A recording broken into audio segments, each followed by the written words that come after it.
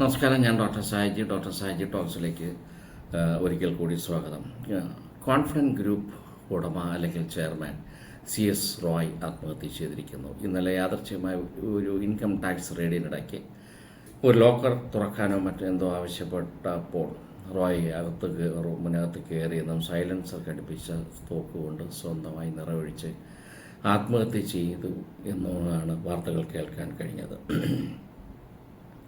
ശതകോടീശ്വരനും ഇന്ത്യക്കകത്തും പുറത്തുമായി വലിയൊരു ബിസിനസ് സാമ്രാജ്യത്തിൻ്റെ അധിപനും എന്തിനേറെ ലോകത്തെ മുന്തിയനും കാറുകളെല്ലാം സ്വന്തമാക്കാൻ കഴിഞ്ഞിരുന്ന, അല്ലെങ്കിൽ 36ാമത്തെ വയസ്സിൽ തന്നെ സ്വന്തമായി ഒരു വിമാനം വാങ്ങുവാൻ കഴിഞ്ഞിരുന്ന റോയ് യുടെ വളർച്ച അഭൂതപൂർവമായ ഒരു വളർച്ചയായിരുന്നു. എന്താണെങ്കിലും ഒരുപാട് ജീവകാരുണ്യ പ്രവർത്തനങ്ങളും ഒക്കെ നടത്തുന്ന റോയ് വളരെ തികച്ചൊരു കലാസ്നേഹിയായിരുന്നു എന്നാണ് അറിയാൻ കഴിഞ്ഞത്. പല മലയാള സിനിമകളും, ഒരുപാട് മലയാള സിനിമകളും റോയുടെ നേതൃത്വത്തിൽ നിർമ്മിക്കപ്പെട്ടിട്ടുണ്ട്. മലയാളത്തിലെ പ്രമുഖ നടന്മാർ അഭിനയിച്ച പല സിനിമകളും റോയ് നിർമ്മിച്ചതാണ് എന്ന് വേണമെങ്കിൽ പറയാം. ഏറ്റവും അവസാനമായി ഇന്നോ നാളെയോ ഒക്കെ റിലീസ് ചെയ്യാൻ വേണ്ടിയിരുന്ന anomie the equation of death എന്ന് പറയുന്ന സിനിമ റിലീസാകാനിരിക്കവെയാണ് തികച്ചും യാദർച്ഛികമെന്ന വണ്ണം റോയെ മരണം കവർന്നിരിക്കുന്നത്. റോയ് ആത്മഹത്യ ചെയ്യുമ്പോൾ ആരാണ് ഇതിന് ഉത്തരവാദി എന്നൊരു ചോദ്യം സമൂഹത്തിൽ മുഴച്ചു നിൽക്കുന്നുണ്ട്. ഒരു IT റെയ്ഡിൻ്റെ സമ്മർദ്ദം താങ്ങാനാവാതെയാണ് റോയ് ആത്മഹത്യ ചെയ്തതെന്നും അതല്ല, ഇത്രയും വലിയ ഒരു ബിസിനസ് സംരംഭകനെ ഒരു IT റെയ്ഡ് എന്ന് പറയുന്നത്, ഒരു ഇൻകം ടാക്സ് റെയ്ഡ് എന്ന് പറയുന്നത് തീർച്ചയായും ഒരു പെനാൽറ്റിയിൽ ഒതുങ്ങേണ്ട ഒരു കാര്യം മാത്രമേ ഉള്ളൂ എന്നും അത് കാരണം ഒരു കാരണവശാലും അതൊരു ആത്മഹത്യയിലോട്ട് നീളേണ്ട കാര്യമില്ല എന്നും സമൂഹം രണ്ട് തട്ടിൽ നിന്ന്, എല്ലാ കാര്യങ്ങളിലും ഒന്നതുപോലെ തന്നെ സമൂഹം രണ്ട് തട്ടിൽ നിന്ന് പറയുമ്പോൾ എന്താണ് ആത്മഹത്യ, അല്ലെങ്കിൽ ആത്മഹത്യ ഒന്നിനും ഒരു പരിഹാരമല്ല, ഒരു സൊല്യൂഷൻ അല്ലാതെ ഇരിക്കുമ്പോൾ ഈ ആത്മഹത്യ എന്നുള്ള ഒരു അവസ്ഥയെക്കുറിച്ച് ഒന്ന് രണ്ട് കാര്യങ്ങൾ പറയാമെന്ന് ഞാൻ ആഗ്രഹിക്കുകയാണ്. പൊതുവെ ആത്മഹത്യ ഉടലെടുക്കുന്നതിൻ്റെ പ്രധാനമായ ഒരു കാരണം എന്തെന്ന് വെച്ച് കഴിഞ്ഞാൽ, ഇനി മുമ്പോട്ട് പോകാനാവാത്ത വിധം, പരിഹരിക്കാനാവാത്ത വിധം പ്രശ്നങ്ങളുണ്ട് എന്നുള്ള ഒരു തോന്നലിൽ നിന്നുമാണ് മിക്കവാറും ഈ ആത്മഹത്യ എന്നൊരു പ്രവണത ഉണ്ടാകുന്നത്. ഒരുപക്ഷെ മനസ്സ്, ശരീരം, സമൂഹം എന്നീ 3 ഘടകങ്ങൾ തമ്മിലുള്ള ഒരു ബന്ധമാണ് ആത്മഹത്യയിൽ നമ്മൾ പലപ്പോഴുമായി കണ്ടുവരുന്നത്. പലപ്പോഴും ആത്മഹത്യ എന്നുള്ളത് അപൂർവം ചില ആത്മഹത്യകളെങ്കിലും ഒരുപക്ഷെ ഒരു സഡൻ ഇമ്പൾസിൻ്റെ ഉണ്ടാകുന്നതാണ്. ആത്മഹത്യ എന്നത് സത്യത്തിൽ ഒരിക്കലും മരിക്കണം എന്നുള്ള ഒരു വികാരമായിരിക്കില്ല 90%, പക്ഷേ ആ അവസ്ഥയിൽ നിന്നും രക്ഷപ്പെടുക എന്നുള്ള ഒരവസ്ഥയാണ് പറഞ്ഞ് കേൾക്കാറുള്ളത്. എന്തുകൊണ്ടാണ് ഇങ്ങനെ? അപ്പോൾ അങ്ങനെ പറയുമ്പോൾ ആത്മഹത്യ എന്ന് പറയുന്നത് തികച്ചും ഒരു പ്രക്രിയയാണ്. ആത്മഹത്യ ഒരു തീരുമാനമല്ല, അതൊരു പ്രക്രിയയാണ്. അത് വർഷങ്ങളോളം ഉള്ളിൽ തളം കെട്ടി കിടക്കുന്നു എന്നുള്ളതാണ് ശരി. വർഷങ്ങളോളം ഉള്ളിൽ തളം കെട്ടി കിടക്കുന്നു എന്നുള്ളത്, അതിനനുയോജ്യമായ സമയം വരുമ്പോൾ അത് പ്രവർത്തിക്കുന്നു എന്നുള്ളതാണ് ആ പ്രക്രിയ. ഇൻബോൺ ടെൻഡൻസി എന്ന് വേണമെങ്കിൽ പറയാം പലപ്പോഴും ആത്മഹത്യ. നമുക്കറിയാം, പല കുടുംബങ്ങളിലും നമ്മുടെ ആത്മഹത്യയുടെ ഒരു കണക്ക് നോക്കുമ്പോൾ കുടുംബപരമായി തന്നെ പശ്ചാത്തലത്തിൽ ആത്മഹത്യ ചെയ്തിട്ടുള്ള മറ്റു പല വ്യക്തികളെയും നമുക്ക് കണ്ടെത്താൻ കഴിയും. ഈ ആത്മഹത്യയ്ക്ക് വേണ്ടി തിരഞ്ഞെടുക്കുന്ന മാർഗം പോലും വ്യത്യസ്തമായ രീതികളാണ്. യഥാർത്ഥത്തിൽ ഹാങ് ചെയ്ത് അല്ലെങ്കിൽ തൂങ്ങി മരിക്കണമെന്ന് ആഗ്രഹിക്കുന്ന ഒരു വ്യക്തി അങ്ങനെ തന്നെ മരിക്കുകയുള്ളൂ. അതല്ല പോയ്സൺ എന്തെങ്കിലും കഴിച്ച് മരിക്കണം എന്നുള്ള ആ ഒരു ഇതുള്ള വ്യക്തികൾ തീർച്ചയായും ആ തരത്തിൽ തന്നെ മരിക്കുന്നു. ആത്മഹത്യ ചെയ്യുന്ന ആൾക്കാർ പോലും നമുക്കറിയാം, പലപ്പോഴും തൊട്ട് മുമ്പ് വളരെ സന്തോഷകരമായി കണ്ട് നമ്മളോടൊക്കെ വളരെ ഫ്രീയായി സംസാരിച്ചിട്ട് പോയ ഒരു വ്യക്തിയായിരിക്കും തൊട്ടടുത്ത നിമിഷം നമ്മൾ ആത്മഹത്യ ചെയ്തു എന്ന് കേൾക്കുന്നത്. മനഃശാസ്ത്രപരമായി ഇത്തരം പല വ്യാഖ്യാനങ്ങളും ഒക്കെ ഉണ്ട് എങ്കിൽ പോലും ജീവശാസ്ത്രപരമായി ഒന്ന് രണ്ട് കാര്യങ്ങൾ. ജീവശാസ്ത്രപരമായി ആത്മഹത്യ എന്നത് സെറട്ടോണിൻ എന്ന് പറയുന്ന ന്യൂറോ ട്രാൻസ്മിറ്റർ, അല്ലെങ്കിൽ അത് കുറയുമ്പോൾ സാധാരണയായി ഡിപ്രഷൻ, പല തരത്തിലുള്ള മാനസികമായ പ്രയാസം അനുഭവിക്കുന്ന തരത്തിലുള്ള സിംറ്റംസ് പുറത്ത് കാണിക്കുന്നു എന്നുള്ളതാണ്. എന്തുകൊണ്ട് സെറട്ടോണിൻ കുറയുന്നു എന്ന് ചോദിച്ചു കഴിഞ്ഞാൽ നമുക്ക് ഉത്തരം തീർച്ചയായും പറയാം. ദീർഘകാലമായിട്ടുള്ള സ്ട്രെസ്സ്, ട്രിപ്റ്റോഫാൻ എന്ന് പറയുന്ന അമിനോ ആസിഡ്സിൻ്റെ കുറവ്, vitamin B6, vitamin B12, folate എന്നിവയുടെ കുറവുകളുമെല്ലാം, അല്ലെങ്കിൽ ഒരു പക്ഷേ നീണ്ടകാലമായിട്ടുള്ള ആൽക്കഹോളിസം ഒക്കെ ഇതിനൊരു കാരണമായി ജീവശാസ്ത്രപരമായി വൈദ്യശാസ്ത്രപരമായി നമുക്ക് ഇതിനെക്കുറിച്ച് പറയാമെന്നുള്ളതാണ്.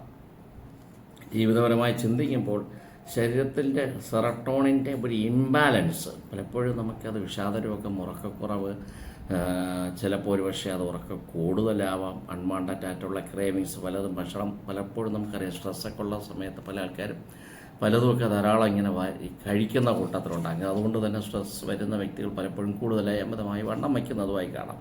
ചില ആൾക്കാർക്ക് ആഹാരം വേണ്ടാന്നുണ്ടെങ്കിൽ മറ്റു ചിലർക്ക് ആഹാരം കൂടുതലായി വേണമെന്നുള്ളതാണ്. ഉറക്കക്കുറവ്, രുചിയില്ലായ്മ, ഇറിറ്റബിലിറ്റി, ഓവർ തിങ്കിങ്, ഇങ്ങനെ പലതരത്തിലുള്ള പ്രശ്നങ്ങൾ യഥാർത്ഥത്തിൽ ഈ പറയുന്ന സെറട്ടോണിൻ്റെ കുറവ് കൊണ്ടും സെറട്ടോണിൻ്റെ കൂടുതൽ കൊണ്ടും ചില പേശികൾക്ക് കോച്ചി വലിക്കുക, ഇങ്ങനെയൊക്കെയുള്ള പല വിഷയങ്ങളും ഒക്കെ ബാധിക്കുന്നുണ്ട്. കൂടാനും പാടില്ല, കുറയാനും പാടില്ല എന്നുള്ളതാണ്.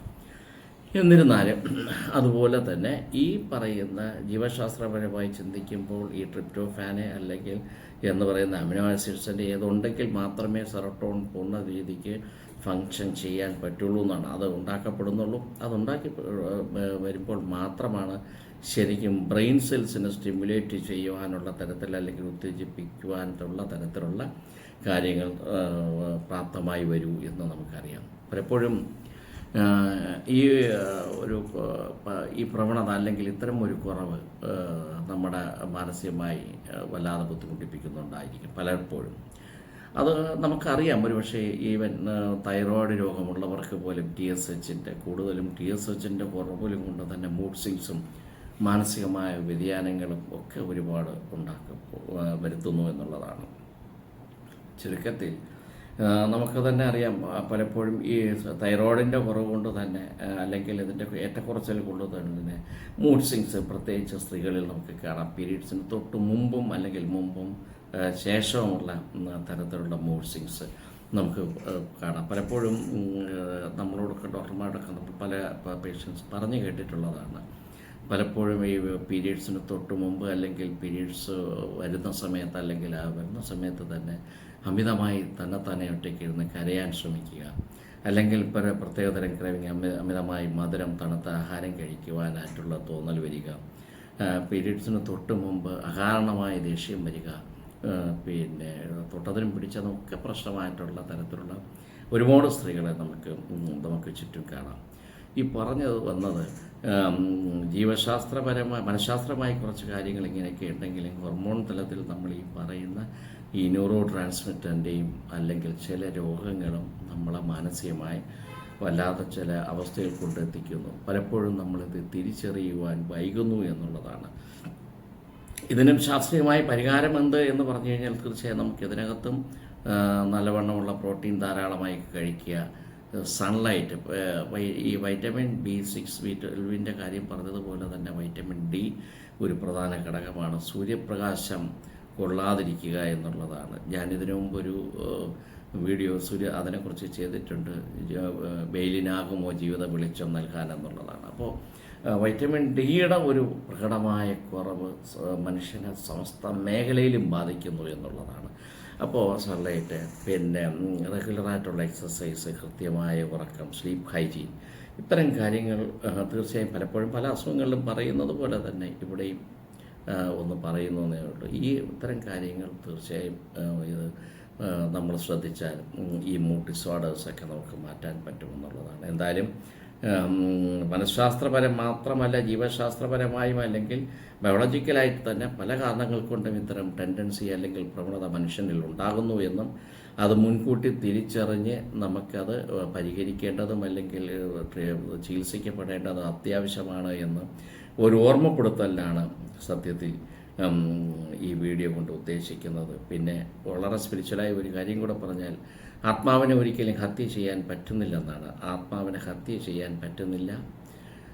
അതുകൊണ്ട് തന്നെ ഹത്യ ചെയ്യുന്നത് ശരീരത്തിന് മാത്രമാണ്. എന്നുള്ള ഒരു കാര്യം കൂടെ പറയുമ്പോൾ ആത്മഹത്യ എന്നുള്ളത് ഒന്നിനും ഒരു പരിഹാരമല്ലെന്ന് മാത്രമല്ല, അത് വീണ്ടും ജീവിച്ചിരിക്കുന്ന ആൾക്കാരിൽ തന്നെ കൂടുതലായി മാനസികമായി അവരെയും കൂടുതൽ സമ്മർദ്ദത്തിലാഴ്ത്തുന്നു എന്നുള്ളതാണ്. അതുകൊണ്ട് ആ ഒരു ഇത്തരം കാര്യങ്ങളെക്കുറിച്ച് ഒന്ന് നിങ്ങളോട് സംസാരിക്കാൻ വേണ്ടി മാത്രമാണ് ഇന്ന് ഈ വീഡിയോ കൊണ്ട് ഉദ്ദേശിക്കുന്നത്. നന്ദി, നമസ്കാരം. മറ്റൊരു വീഡിയോയുമായി മറ്റൊരു അവസരത്തിൽ കാണാം.